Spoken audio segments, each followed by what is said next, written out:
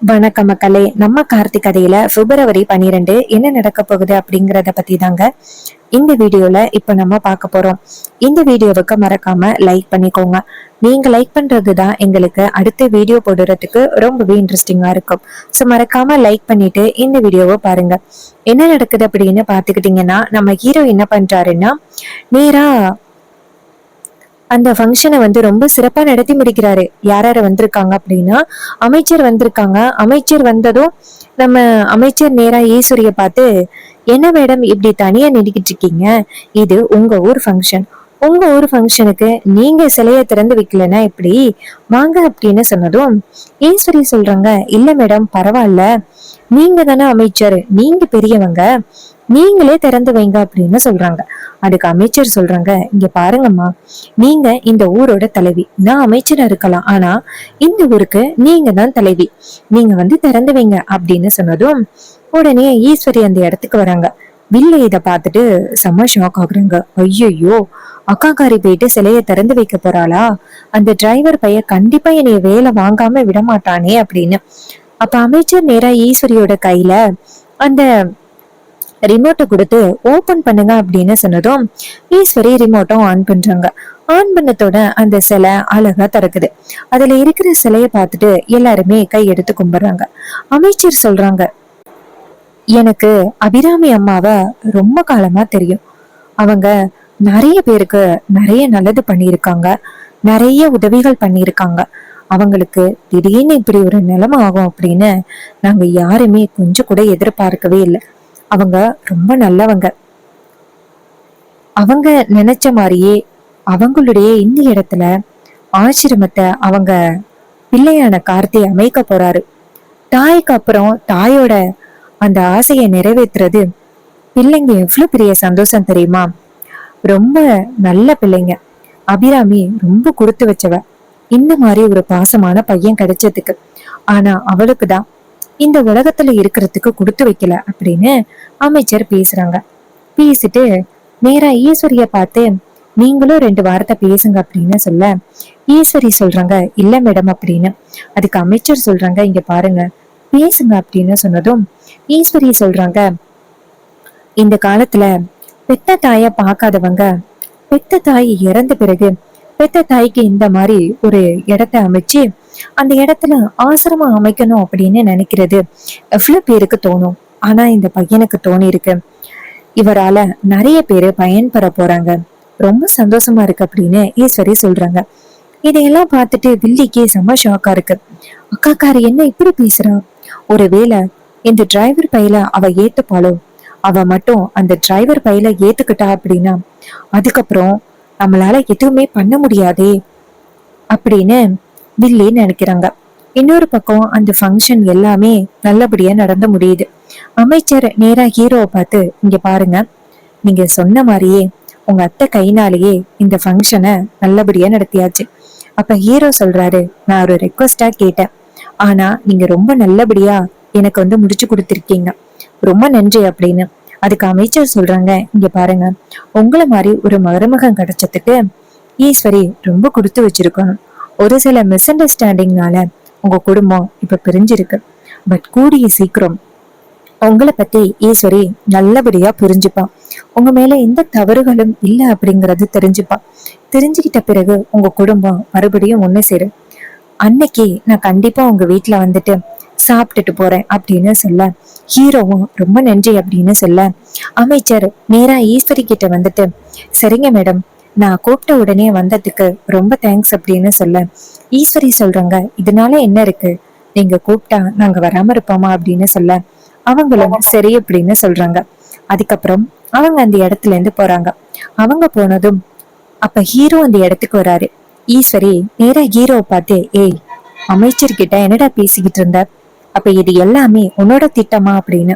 அப்ப ஹீரோ சொல்றாரு, இங்க பாருங்க, இது எதுவுமே என்னோட திட்டம் கிடையாது. நல்லபடியா எல்லாமே நடக்கணும் அப்படிங்கிறதுக்காக தான் நான் இதெல்லாம் பண்ணிக்கிட்டு இருக்கேன். சரி, நான் சொன்ன மாதிரியே உங்க கைனால இந்த சிலைய திறந்துட்டேனே அப்படின்னு. இதை கேட்டதும் ஈஸ்வரி சொல்றாங்க, இங்க பாரு, என் கைனால நீ சிலைய திறந்திருந்தாலும் அது கண்டிப்பா நான் ஒத்துக்க மாட்டேன் அப்படின்னு அந்த இடத்துல இருந்து போறாங்க. அப்போ வில்லி அந்த இடத்துல நிக்க, ஹீரோ நேரா வில்லிய பார்த்து, என்ன அமைதியா நிக்கிறீங்க? உங்க வேலை என்ன அப்படின்னு உங்களுக்கு நல்லாவே தெரியும்ல. அடுத்த 10 நாள் இந்த சிலைய கூட்டி தொடச்சி பத்திரமா வச்சுக்கணும், உங்களுக்கு ஞாபகம் இருக்குல்ல அப்படின்னு சொன்னதும் வில்லி நேரா ஹீரோவை பார்த்து, இங்க பாரு, நீ சொல்ற அப்படிங்கறதுக்காக இந்த சிலைய கூட்டி தொடச்சி பாதுகாப்பா பாத்துப்பேன் அப்படின்னு நீ நினைக்காத அப்படின்னு. அப்ப ஹீரோ சொல்றாரு, இங்க பாருங்க, சவால் விடும்போது மட்டும் உங்களுக்கு அது பெரிய விஷயமா தெரியலையா? சவால் விட்ட பிறகுதான் இப்ப உங்களுக்கு கவலையா இருக்கா? நீங்க கொடுத்த வாக்க கண்டிப்பா நிறைவேற்றிதான் ஆகணும் அப்படின்னு சொன்னதும் வில்லி வந்துட்டு ரொம்ப அதிர்ச்சி ஆகுறாங்க.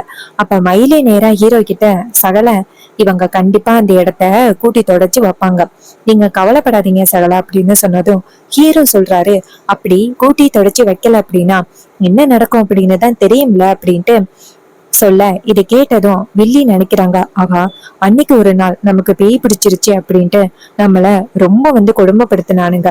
அதே மாதிரி மறுபடியும் இவனுங்க இப்படி பண்றதுக்கு நிறையவே வாய்ப்புகள் இருக்கு.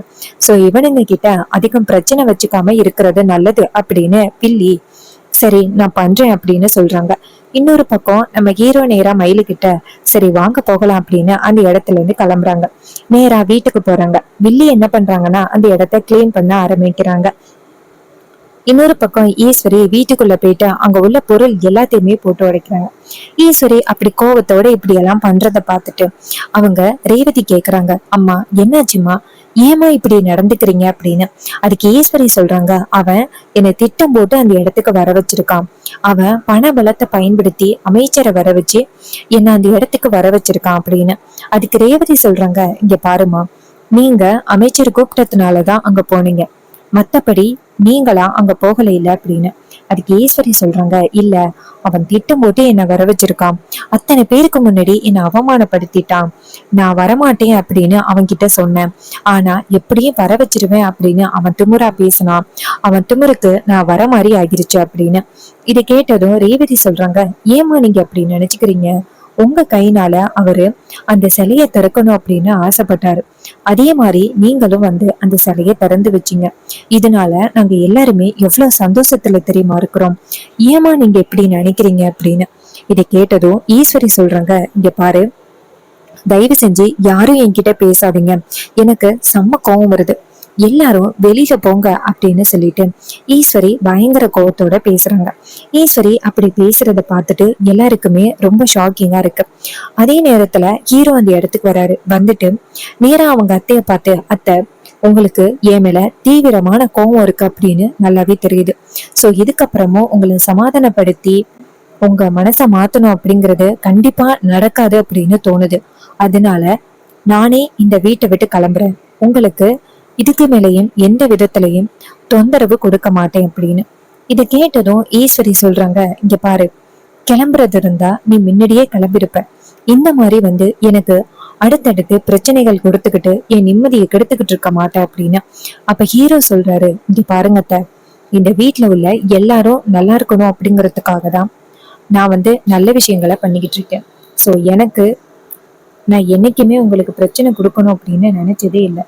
அதுக்கு ஈஸ்வரி சொல்றாங்க, இங்க பாரு, நீ பேசுறது எதுவுமே நான் கேக்குறதுக்கு தயாரா இல்ல, நீ இந்த வீட்டை விட்டு போறதா இருந்தா கிளம்பு இப்பவே அப்படின்னு சொல்லிட்டு ஈஸ்வரி பேசுறாங்க.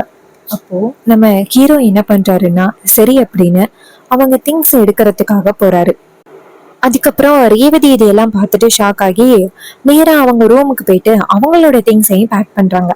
ஹீரோ நேரா ரேவதியை பார்த்து, என்ன பண்ற அப்படின்னு சொல்லி கேட்க ஹீரோயின் சொல்றாங்க, நீங்க இந்த வீட்டை விட்டு போனீங்க அப்படின்னா நானே இந்த வீட்டை விட்டு வருவேன், புருஷன் எங்க இருக்காரோ அங்கதானே பொண்டாட்டியும் இருக்கணும், கோர்ட்லயும் அப்படித்தானே சொல்லியிருக்காங்க அப்படின்னு.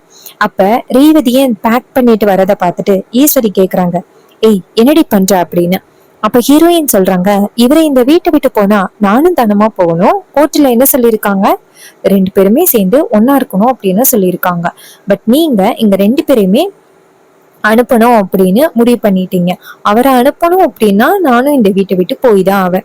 இதை கேட்டதும் ராஜா நேரா ஈஸ்வரிய பார்த்து, ஈஸ்வரி, ஏன் ஈஸ்வரி இப்படி அவசரப்பட்டு முடிவெடுக்கிற, பாத்தியா, ரேவதியும் இந்த வீட்டை விட்டு போகணும் அப்படிங்கிறா, ரேவதி இந்த வீட்டோட செல்ல பொண்ணு அப்படின்னு உனக்கு நல்லாவே தெரியும்ல, ரேவதியை விட்டுட்டு உன்னால இருக்க முடியுமா, ஏன்டி நீ இப்படி பண்ற அப்படின்னு சொல்லி கேட்க. அப்ப ஈஸ்வரிய நேரா ரேவதியை பார்த்து, இங்க பாரு ரேவதி, நீ மட்டும் இந்த வீட்டை விட்டு போன அவ்வளவுதான் அப்படின்னு. ரேவதி சொல்றாங்க, அம்மா நான் இந்த வீட்டை விட்டு கிளம்புறேன், அவரு போனா நானும் போவேன், அவரை இங்க இருக்க சொல்லுங்க, நானும் இருக்கிறேன் அப்படின்னு. அதுக்கு ஈஸ்வரி சொல்றாங்க, இங்க பாரு, அவனால நான் பல பிரச்சனைகளை கிராஸ் பண்ணிக்கிட்டு இருக்கேன், நான் கண்டிப்பா அவனை இந்த வீட்டுல இரு அப்படின்னு சொல்லவே மாட்டேன். இதை கேட்டதும் ரேவதி சொல்றாங்க, நேரா அவங்க ஹஸ்பண்ட பார்த்து, என்னங்க பாத்துக்கிட்டு இருக்கீங்க, வாங்க போகலாம் அப்படின்னு சொல்லிட்டு ரெண்டு பேருமே சேர்ந்து அந்த இடத்துல இருந்து கிளம்புறாங்க. இத பார்த்ததும் ராஜா நேரா ஈஸ்வரிய பார்த்து, பாத்தியா உன்னோட கோவம் எந்த அளவுக்கு வந்து நிக்குது அப்படின்னு, நம்ம பொண்ணை நிறுத்து அப்படின்னு. அப்ப ஈஸ்வரி ரேவதி அப்படின்னு கத்துறாங்க. அப்ப ரேவதி சொல்றாங்க, அம்மா அவரே இந்த வீட்டுல இருந்தா நானும் இருக்கிறேன், அவரே இந்த வீட்டுல இல்லைன்னா நானும் இருக்க மாட்டேன், கிளம்புறேன் அப்படின்னு சொல்லிட்டு அந்த இடத்துல இருந்து கிளம்புறாங்க. ஹீரோ நேரா ரேவதியை பார்த்து, ரேவதி நான் நேரா பாட்டி வீட்டுக்கு போகல, நான் நேரா சென்னை போறேன், சென்னை வரி அப்படின்னு சொல்ல ஹீரோயின் சொல்றாங்க, இது மாதிரி என்னோட அத்தையோட வீட்டை பார்க்கணும் அப்படின்னு நான் ரொம்ப நாளா ஆசைப்பட்டுக்கிட்டு இருந்தேன், சோ நீங்க என்ன கூட்டிட்டு போறேன் அப்படின்னு சொல்றது எனக்கு ரொம்பவே சந்தோஷமா இருக்கு, நானும் வரேன் அப்படின்னு சொன்னதும் ஹீரோவும் சரி அப்படின்னு சொல்லிட்டு நேரா ரேவதிய சென்னைக்கு தான் கூட்டிட்டு போறாரு. நேரா மீனாட்சிக்கு போன் பண்றாங்க. மீனாட்சி போன் அட்டென்ட் பண்ணி, சொல்லுங்க தம்பி, ரொம்ப நாள் கழிச்சு போன் பண்ணிருக்கீங்க அப்படின்னு. அப்ப ஹீரோ சொல்றாரு, இது மாதிரி ஊருக்கு வரோம், நான் ரேவதியை கூட்டிட்டு வரேன் அப்படின்னு. இதை கேட்டதும் மீனாட்சி ரொம்ப சந்தோஷப்படுறாங்க.